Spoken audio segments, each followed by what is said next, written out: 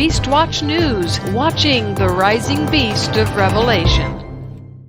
Today, a quick look at the economy that the Trump administration doesn't want you to know about, coming rising food prices and a falling housing market. Also, President Trump is about to perform some very important pardons for war crimes. I'll present an in-depth look at the war rhetoric coming out of the White House and Congress, as well as a look at Iran's and China's reactions too. But more importantly, we'll have a look at what is going on with President Trump and John Bolton. But first, a quick recap so it will all make sense. The Trump administration met with Congress this week as tensions continue to rise between the U.S. and Iran. The White House claims to have images of Iranian commercial vessels in the Persian Gulf that it believes are carrying missiles and other munitions. The U.S. government has provided no proof the ships are carrying hidden missiles and other munitions, and CNN said in this article it has not reviewed the intelligence that has led to the U.S. assessment. CNN previously reported that multiple officials have claimed that the recent movements of missiles by Iranian vessels do not reflect the typical Iranian pattern of transporting missiles outside the Persian Gulf to Iran-backed forces in Yemen. That unusual movement was part of the U.S. assessment of Iranian threats. Iran and its proxies may have threatened the U.S. and allies with a rocket fired at the Green Zone in Baghdad near the U.S. Embassy. The U.S. had said any attacks by Iran or their proxies against U.S. citizens or our interests will be answered with a swift and decisive response. So, was this Iran's way of taunting Trump? The question for the U.S. now is whether the rocket fired at the Green Zone was an attack by Iran or its proxies, and who carried it out. It took place after darkness fell in Baghdad on May 19th. Iraq's Defense Ministry spokesman said a Katyusha rocket fell in Baghdad's Green Zone. He later said that a launcher had been found near the technological university, around 5 kilometers from where the rocket fell. U.S. President Donald Trump responded twice to the rocket attack, first around 2 hours after it happened, and then later he retweeted a message about it. If Iran wants to fight, that will be the official end of Iran. Never threaten the United States again, he wrote. Iran-backed Shia militia leaders on Monday distanced themselves from the rocket attack. So, the U.S. has a whodunit on its hands because no one, not even Iran, is owning up to the missile launch. This incident has put Iran's arsenal front and center and in the U.S. crosshairs because Iran is known to have the Middle East's largest ballistic missile arsenal. That's what has been fueling fears of a global war, World War III, breaking out. But this mess is just the externals. There is something going on behind the scenes in Washington that is causing more speculation than the mystery missile launch. What is that? Everyone is trying to figure out President Trump's relationship to John Bolton, because almost everyone suspects John Bolton of trying to force a U.S. attack on Iran, something Trump says he does not want. Last week, I reported that some people view President Donald Trump as a puppet of Mike Pompeo and John Bolton. Several European officials described Mr. Bolton and Mr. Pompeo as pushing an unsuspecting Mr. Trump through a series of steps that could put the U.S. on a course to war before the president realizes it. A reader sent me this Mike Hodges article asking if Trump has been the victim of a coup. Hodges states that Trump has angered his deep state advisors by backing out of Operation Nitro Zeus to invade Venezuela, an invasion which also included plans to invade 2 countries halfway around the earth, Syria and Iran. Because of a target lock situation that occurred last weekend, Hodges believes Trump has been set aside as commander-in-chief and that John Bolton is now in control of the U.S. military. The target lock pertained to the USS Abraham Lincoln aircraft carrier strike group operating in the Arabian Sea, also known as the Gulf of Oman, according to Hodges, in what remains an unconfirmed report. According to Hodges, who says he obtained this information through covert intel, the target lock signal was stopped before triangulation could complete and the destruction of the USS Abraham Lincoln aircraft carrier could be carried out. In other words, the world was seconds away from World War III last Saturday. I don't believe Trump is a puppet of the military-industrial complex, or John Bolton, or the victim of any coup, and I'm about to explain why. As I said last week, President Trump's election campaign included a promise to get America out of the Middle East. He cannot afford to appear to be warmongering if he wants to win the 2020 election. It is necessary for his military-industrial complex to appear now to be at odds with him, even as he sends mixed messages about whether or not he actually wants war. This week, Trump slammed the military-industrial complex, telling Fox News' Steve Hilton, "And don't kid yourself, you do have a military-industrial complex. They do like war." But he also said he is in favor of another kind of war, the kind that almost always leads to war, and apparently the kind that is Donald Trump's favorite, economic war. To a money man, economic war makes more sense than military war. However, the short-sighted view that most economic war proponents don't see is that it quite often leads to physical war. Iran has been under deep economic sanctions since 1980, and the U.S. has had a lot of trouble with Iran since that time. It may be that Trump is counting on the military-industrial complex to be there should he push Iran too hard this time. The truth about economic war, as Obama discovered, is that only the threat of real destruction puts teeth into economic threats. Remember the Ukraine war breakout? Trump distancing himself from the U.S. war machine while getting tough on Iran to help him win the 2020 election could prove to be a dangerous tightrope walk. But what if that tightrope walk is exactly what Trump is looking for to make Americans be even more impressed with his leadership skills than they already are? Iran isn't buying Hodges' coup idea either.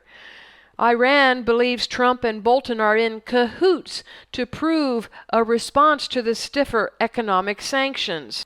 According to therealnews.com, Trump and Bolton's strategy is to bait Iran into a war that Bolton's been wanting for 20 years, says Trita Parsi, president of the NIAC.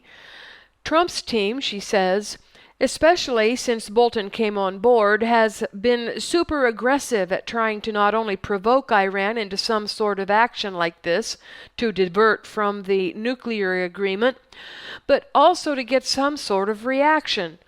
Here is how the Trump-Bolton strategy is working in Parsi's opinion. The Iranians think that there's a significant difference between Trump and Bolton. Trump wants a negotiation, and he bought into the idea that by putting maximum pressure on Iran, he can get to a negotiation. Parsi thinks he's wrong, but thinks Trump genuinely believes that and thinks that's what the Iranians see as well. Bolton, however, is someone who has been very clear about his desire for war, and he's using this strategy in order to get to a war. Now, as long as this current situation continues, the tension between Trump and Bolton is not decisive because Trump is not close to making a decision about going to war. In other words, Trump may not actually want to go to war, but he must keep Bolton's strategy close by in case he can't negotiate with the Iranians. Remember, it was Bolton who made the recent announcement about sending a carrier strike group to send Iran a message, and is pushing to send 120,000 ground troops into the Middle East.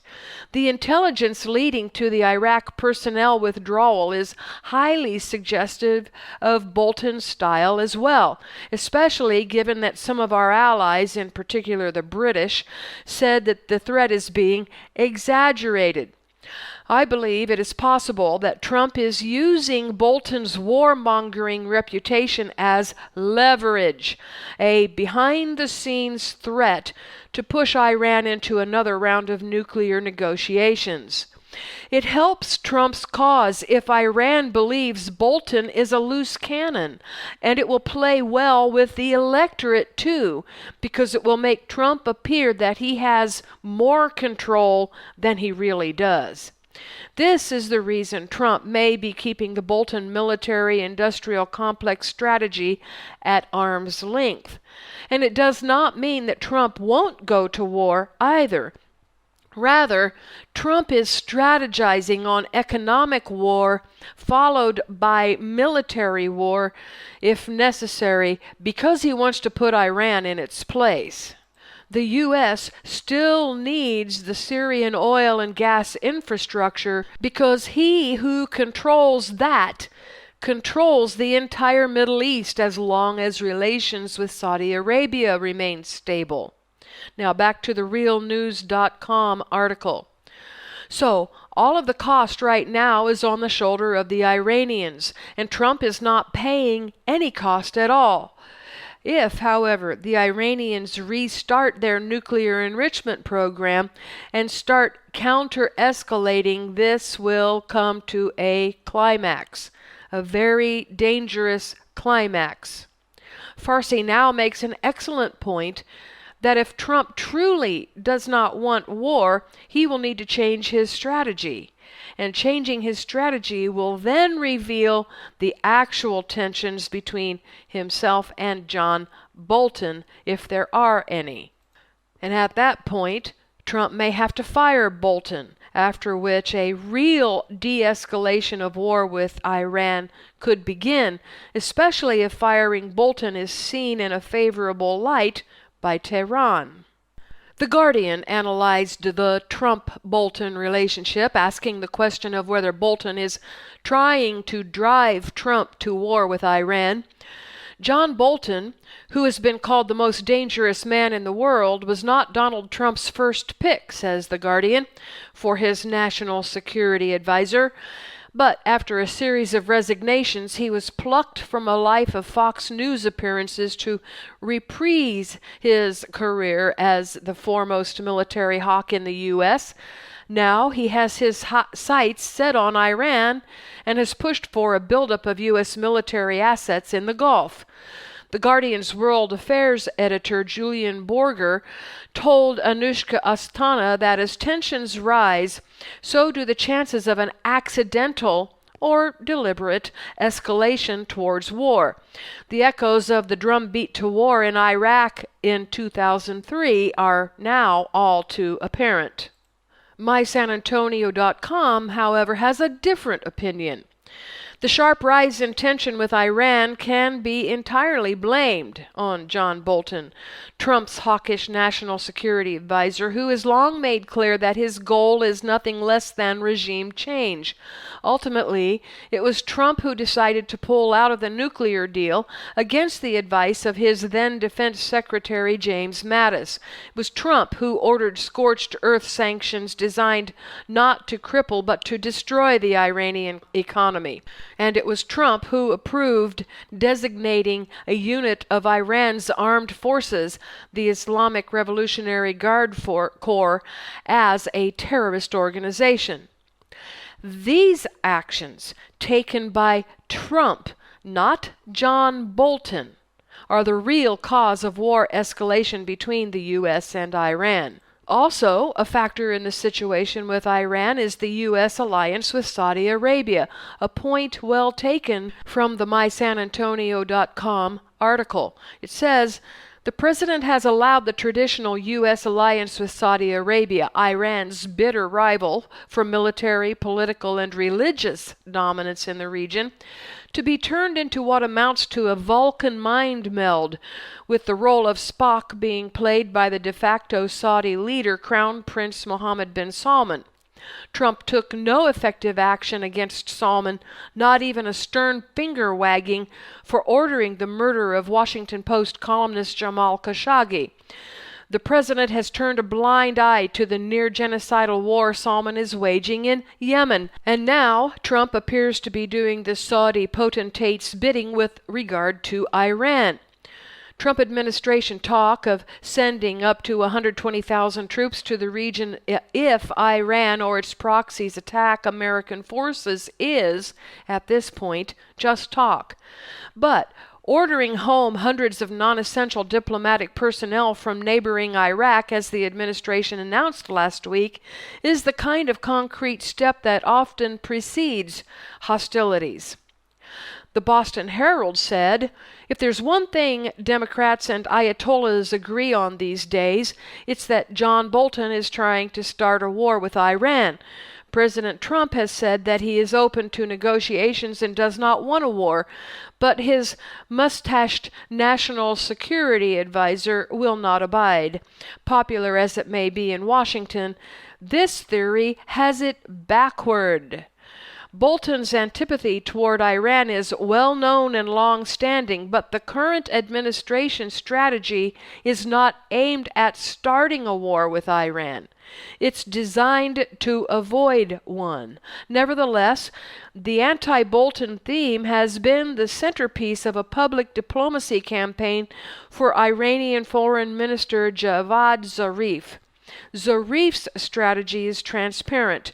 Blame Bolton to take the focus off Iran's own escalations. So now you have heard several different theories about what is going on with Trump and Bolton.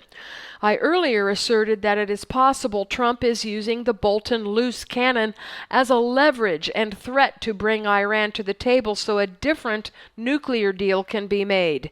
This week, Trump offered talks instead of war to Iran, just like a good negotiator should.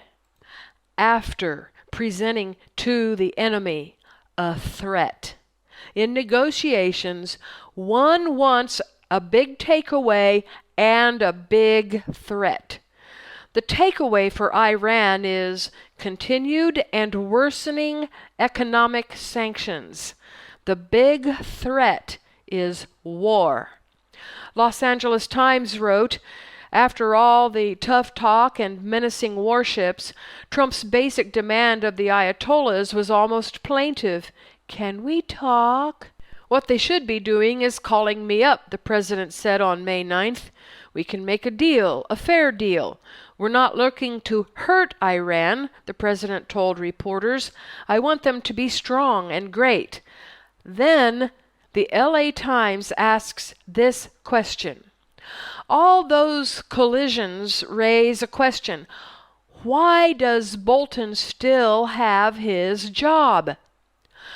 I believe it is because Bolton provides Trump with the biggest bully threat and leverage he can get against Iran, who will remember that it was Bolton who pushed George Bush into Iraq with false intelligence. Of course, that didn't turn out well for the U.S. because Iran turned that entrenchment into a grand opportunity to build a prophecy-fulfilling King of the North coalition. Officials insist that Bolton's job is not in serious danger. Trump has joked about his advisor's hawkishness, making it sound as if he enjoys playing the good cop to Bolton's bad cop, according to the LA Times. So, indeed, President Trump offered negotiations to Iran this week, just as would be expected of a negotiator playing the do what I want or I will take more away from you and could even beat you up game. But, alas, Iran rejected the offer. CNN reports Zarif said, Iran never negotiates with coercion. You cannot threaten any Iranian and expect them to engage. The way to do it is through respect, not through threats. Congress is feeling left out of Trump's and Bolton's plans. According to DefenseOne.com, members of Congress emerged from two closed-door briefings on Tuesday to say that senior Trump officials provided little clarity about whether the administration believes it has the authority to go to war with Iran without additional legislative approval. Democratic lawmakers have been warning that Iran hawks in the Trump administration are laying the groundwork for armed conflict with Tehran and pronounced themselves unsatisfied after back-to-back House and Senate briefings by Secretary of State Mike Pompeo, Defense Secretary Patrick Shanahan, and Joint Chiefs Chairman General Joseph Dunford. Everyone is deeply, deeply concerned about Congress getting cut out of what's transpiring over there, and they weren't able to give enough assurance that we would be consulted, said Representative Raha Krishnamurti, the Democrat from Illinois, who sits on the House Intelligence Committee. I think that's a huge, huge question that's going unanswered. Could it be possible that the Trump administration is not seeking war approval from Congress because it hopes to provoke Iran into starting the war, after which Congress would have no choice? Trump asking the Democrats to approve war plans against Iran will remain useless until such time as the U.S. is dragged into a war. And this could be the reason Trump continues to let Bolton set off little explosions everywhere. The truth is that no one outside the administration truly knows the dynamics happening between Trump and Bolton. Firing Bolton would be a more certain way to prove to Americans in this next election campaign that he is not a warmonger. We will have to wait and see what happens. However, don't underestimate Donald Trump as a chump, as some news outlets now portray him, or as a president who is no longer president because a coup has occurred. Also, let us not rule out the possibility of accidental war because Trump played too long and too close to the fire. Now, let's spend a moment talking about Dianne Feinstein's liberal democratic in-your-face demonstration to let Trump know who's boss. Here's an excerpt from Politico.com. Spotted. Senator Dianne Feinstein of California, who sits on the Senate Intelligence Committee, walking around the Capitol with her iPhone screen facing outward in full view and Javad Zarif's contact page on the screen. Zarif is the name of Iran's foreign minister, in case you didn't know that. Tom Menser, Feinstein's comms director, in response to asking whether the senator has been talking with Iran's foreign minister, said, I can't comment on who the senator does or doesn't speak with. Statement from Feinstein at 2:57 p.m. Wednesday. War isn't necessary to solve a problem when both sides want a solution. I urge Secretary Pompeo to reach out to Foreign Minister Javad Zarif, who doesn't want to see a conflict with the United States. Did Feinstein violate the Logan Act by talking with Zarif herself? She was not seen talking on the phone, only displaying Zarif's contact information on her phone. So, who knows? The Logan Act is a federal law that criminalizes negotiation between unauthorized persons and foreign governments that are in dispute with the United States. The violator can be fined up to $5,000 or imprisoned for 3 years, or fined and imprisoned. I vote for both, for the entire fine and imprisonment for 3 years for Feinstein if she was on the phone with Zarif. What about you? As much criticism as I have for President Trump, he is still the commander-in-chief, and he deserves that respect and honor from Feinstein and everyone else. Politicians who commit crimes should be put in prison. And we know which politicians from the Obama era that should start with, don't we? Trump isn't one of those. Before leaving this subject, there is one more development. A bipartisan letter signed by nearly 400 members from both sides of the aisle in the U.S. House of Representatives and the U.S. Senate was sent to U.S. President Donald Trump on Monday, calling on him to address threats in Syria in addition to ensuring Israel's safety. Calling for ensuring Israel's safety injects a certain amount of complication into the Iran matter, and tying the war in Syria with the Iran problem also complicates matters. These three issues are tangled together. It is their entanglement that, prophetically, ensures the coming King of the North and South War and the Gog-Magog War. In any good negotiation, it is necessary to focus on one issue at a time. Syria is one issue.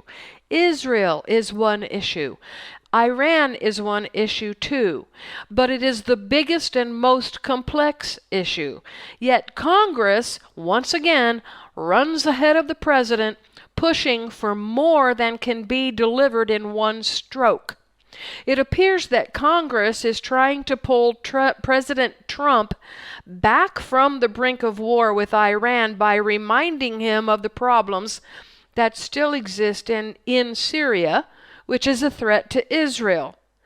But Trump needs to keep his eye on the Bolton warmongering toward Iran situation now that this is blowing in the wind. The president needs to be allowed to pull one issue aside to handle that first without being pulled away from it and with all the congressional help they should be willing to provide. Stay tuned. I'll be right back after these messages.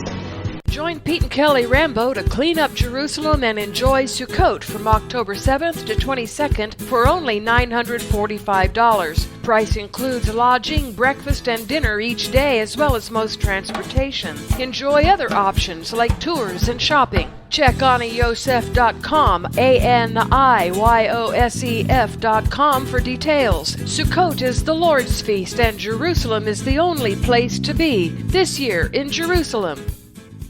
Thank you for listening to the Jerusalem Report on Beast Watch News.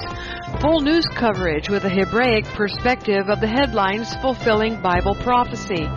Remember to financially and prayerfully support Beast Watch News for keeping you up to date. Send your donation to Beast Watch News today.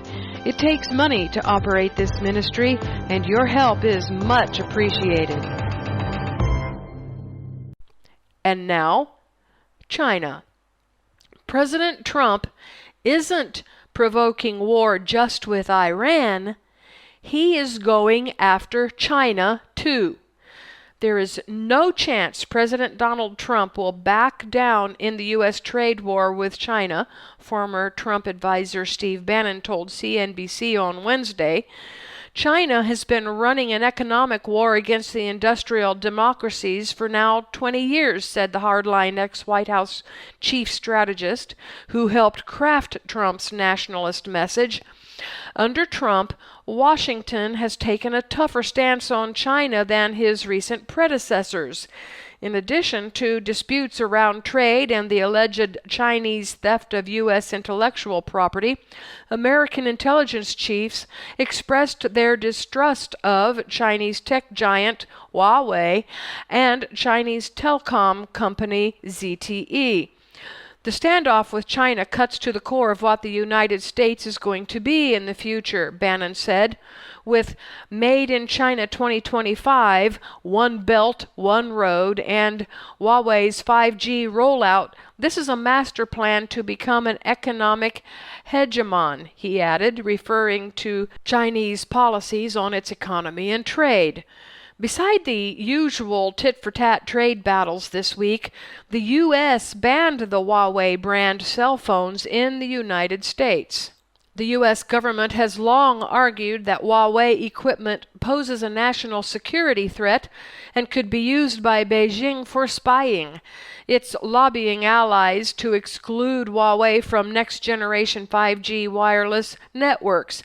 And earlier this year, the Trump administration filed criminal charges against Huawei, claiming that the company stole trade secrets from T-Mobile and violated U.S. sanctions on Iran.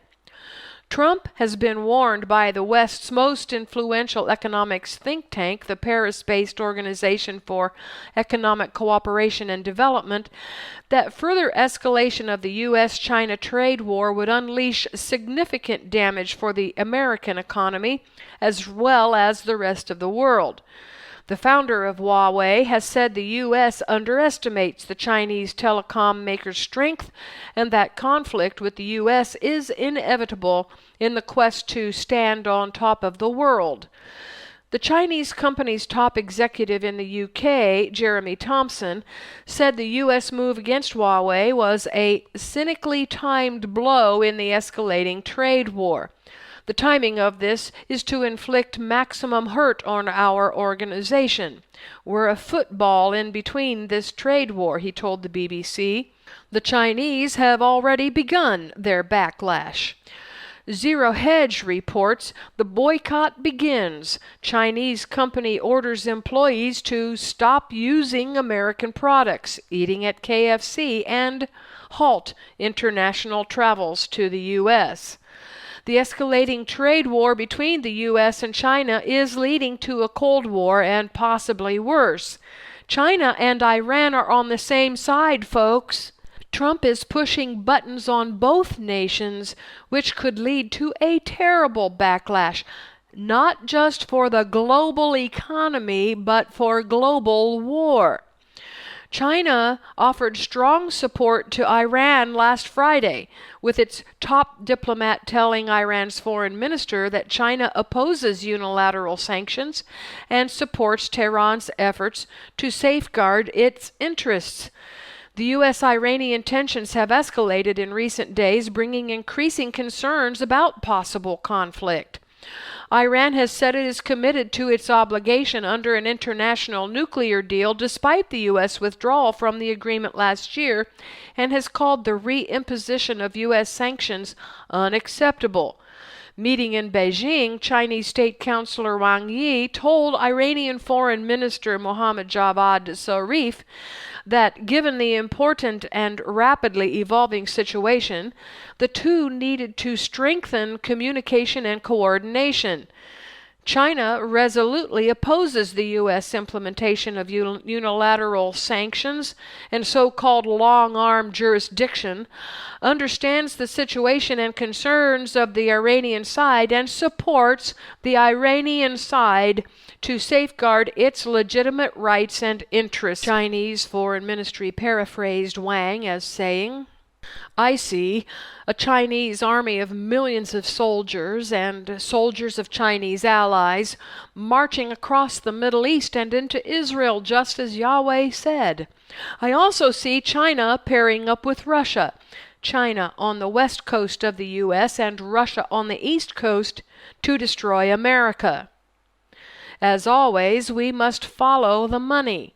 That is not difficult with Donald Trump. He has been a money monger all of his life. Now that he is President of the United States and leader of the Western world, he has to consider the financial needs of the big New World Order business clique, part of which is big oil. I have reported to you that Trump's raison d'etre in Golan a few weeks ago had to do with his son-in-law, Jared Kushner, and others in his administration seeking to do well in their Genie Oil Corporation that drills in the Golan Heights. It turns out that oil is another reason for Trump to want to negotiate with Iran, much to the chagrin of those who want it to only be about nuclear enrichment.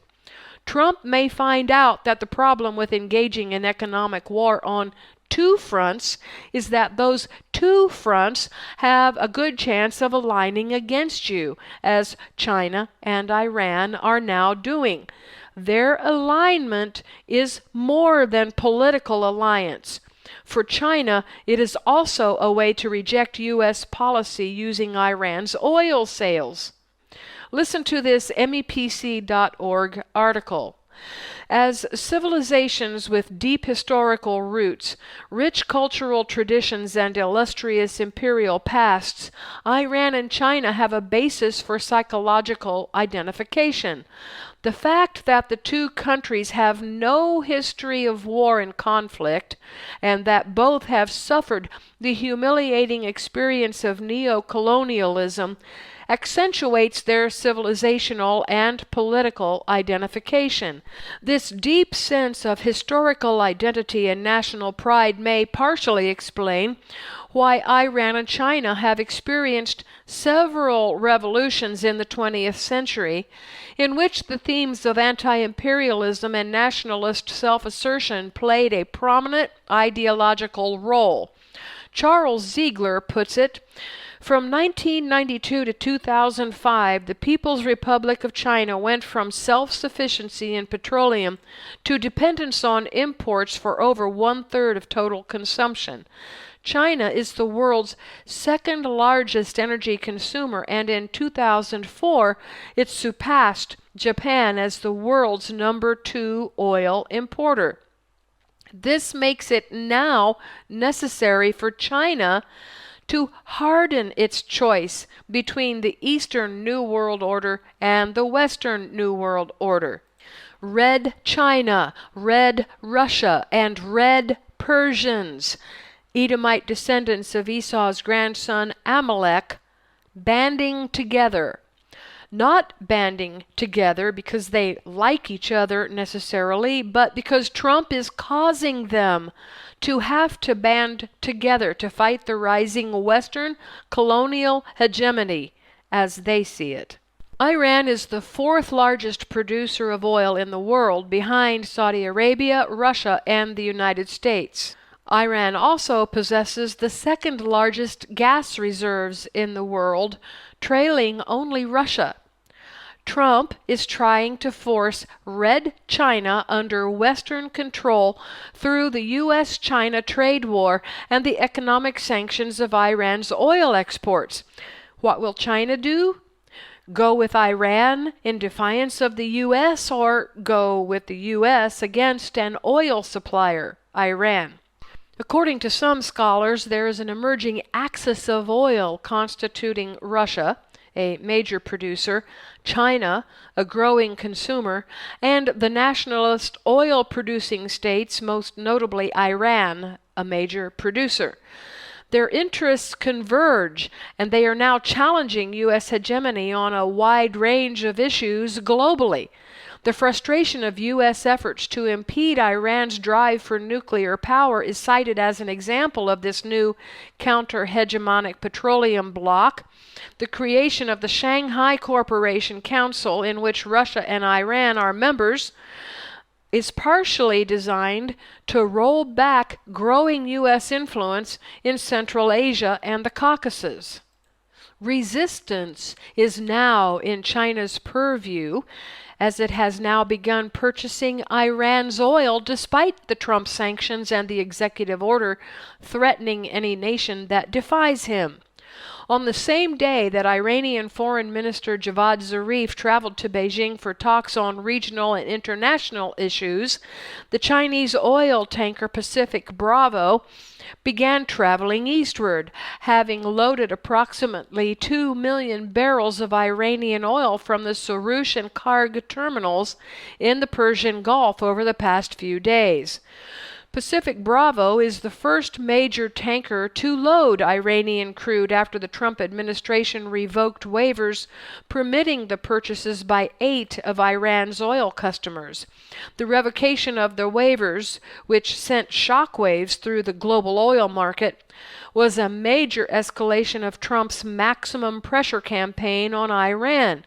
The purchase of Iranian oil in the absence of a waiver exposes the companies involved in the transaction, including the tanker operator, refinery customer, and bank, to possible designation by the U.S. Treasury Department, threatening the links these companies may maintain with the U.S. financial system. And you need to know this: China is now simulating war with the United States. And here's another reason Trump's war message is confusing. Does Trump's apparent love of war criminals tell a different tale about his view on the military-industrial complex, the U.S. war machine? Trump is reportedly preparing pardons for a Navy SEAL, a Green Beret, and Marines accused of war crimes. He could issue a pardon on Memorial Day for Navy SEAL Chief Eddie Gallagher, former Special Forces Major Matthew Goldstein, and Marine Scout snipers accused of urinating on Taliban corpses, according to the New York Times. The president has already voiced support for Gallagher, who is accused of killing a wounded ISIS fighter with his knife, and Goldstein, who has admitted to killing an unarmed suspected Taliban bomb maker. Furthermore, Trump is laying the groundwork to pardon for a Blackwater contractor who had been convicted for his role in the killing of several unarmed Iraqis.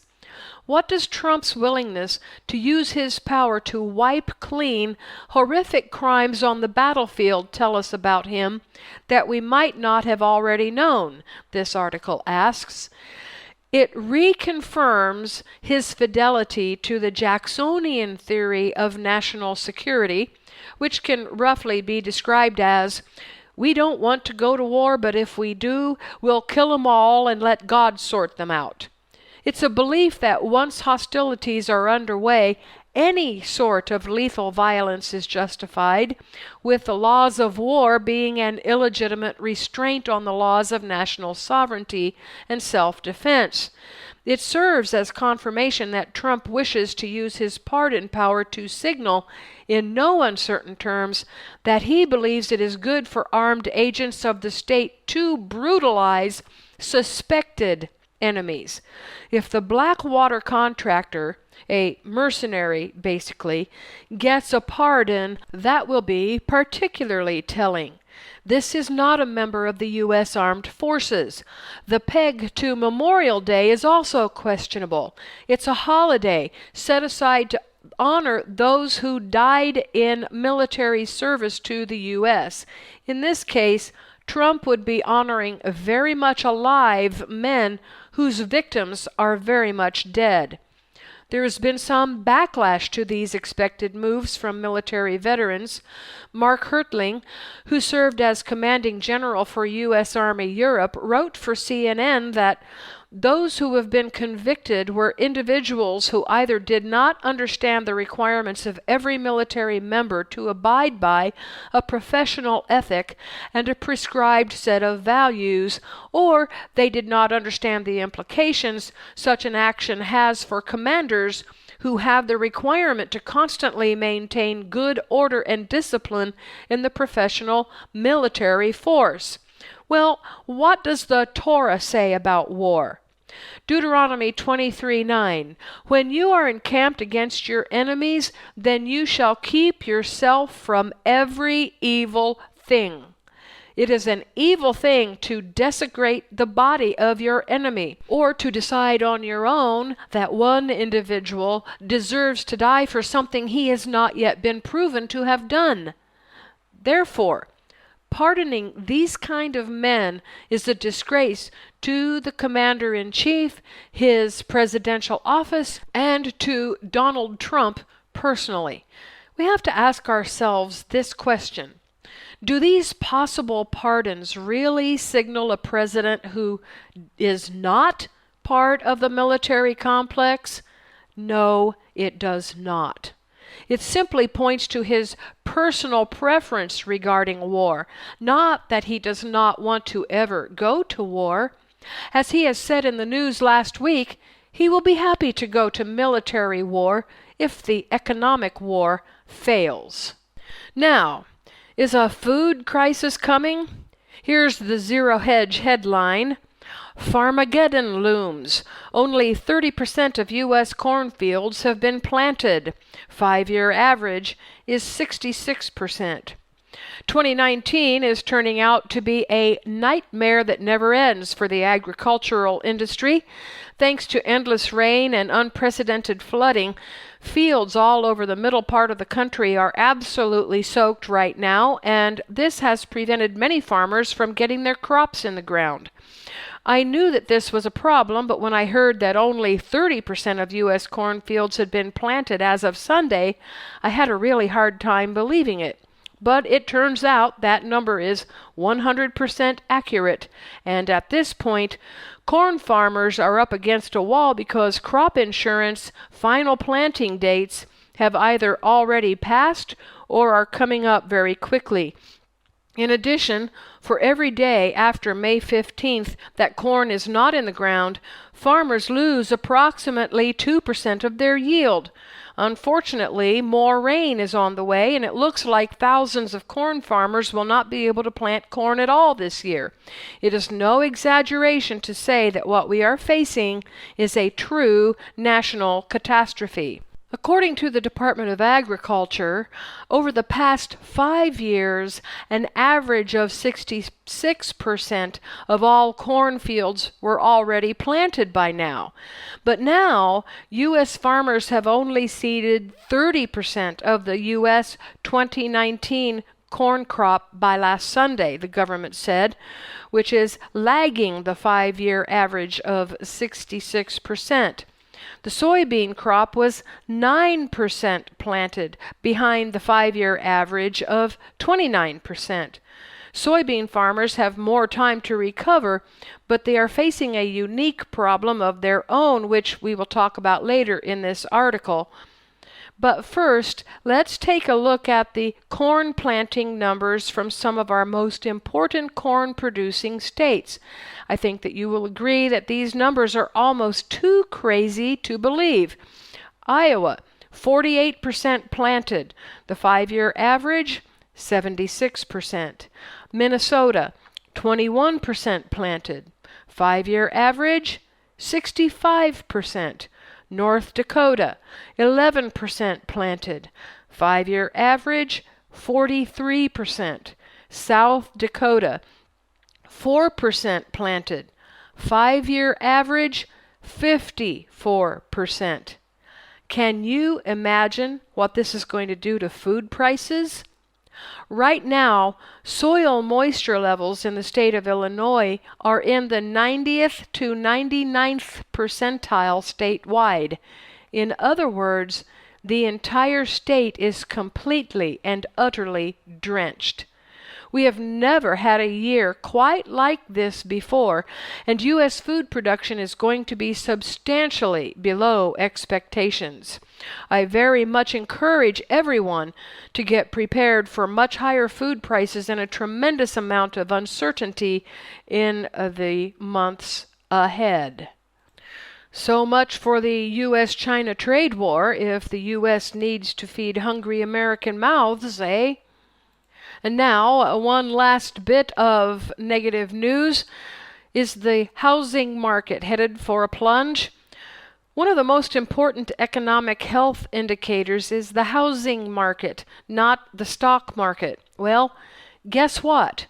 Existing home sales were down again nationally 4.4% in April, the 14th month in a row of declining sales year on year.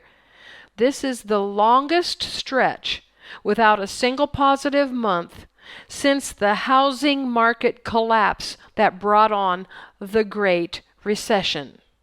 That's it for this BeastWatch News Update. This is Kimberly Rogers Brown signing off.